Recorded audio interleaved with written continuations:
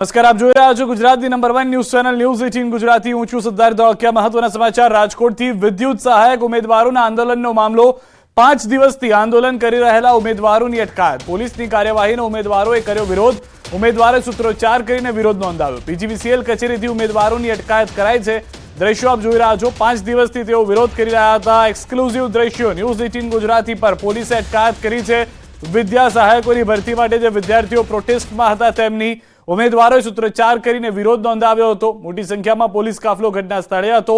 વિદ્યાર્થીઓને સમજાવવાનો પ્રયાસ કરવામાં આવ્યો। જે ઉમેદવારો હતા તેઓને સમજાવવાનો પ્રયાસ કરવામાં આવ્યો, પરંતુ 5 દિવસથી સતત આ આંદોલન ચાલી રહ્યું હતું, જેમાં તે વિદ્યાર્થીઓ અડીખમ હતા, તસનામસ ન થયા। પોલીસે આખરે તે તમામ લોકોની અટકાયત કરી હોવાની જાણકારી છે। વધુ માહિતી ન્યૂઝ 18 સંવાદદાતા હાર્દિક પાસેથી મેળવીશું। હાર્દિક, કયા પ્રકારની કાર્યવાહી કરવામાં આવી રહી છે? શું મુખ્ય માંગો હતી હાલમાં આંદોલનકારીઓની?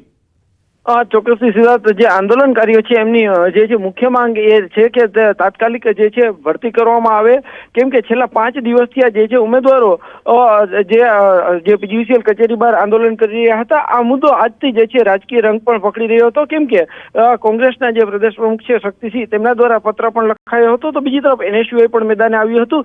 ત્યારે આ મામલે જે છે આજે 3 વાગ્યાના સમયે જે 150 જેટલા એનએસયુઆઈના કાર્યકરો તેમજ જે વિરોધ કરી રહેલા ઉમેદવારોની અટકાયત કરવામાં આવી છે। હાલ આ તમામ ઉમેદવારોના પોલીસ હેડક્વાર્ટર ખાતે અટકાયતમાં રાખવામાં આવ્યા છે। પોલીસ પણ તેમની ઉપર નજર રાખી રહી છે, પરંતુ કહી શકાય કે છેલ્લા 5 દિવસથી જે છે આંદોલન ચાલતું હતું। આજથી જે ઉમેદવારો છે તેમને અંજળનો પણ ત્યાગ કર્યો હતો અને હવે આંદોલન ઉગ્ર બની રહ્યું હતું। એ જ સમયે જે છે પોલીસ દ્વારા વિરોધ કરી રહેલા ઉમેદવારોની અટકાયત પણ કરવામાં આવી છે। જી આભાર સમગ્ર માહિતી બદલ। તો હાલમાં વિદ્યુત સહાયક ઉમેદવારોના આંદોલનનો મામલો અંત તરફ જતો હોય તેવું લાગી રહ્યું છે, કારણ કે તમામ લોકોની અટકાયત કરી લેવામાં આવી છે।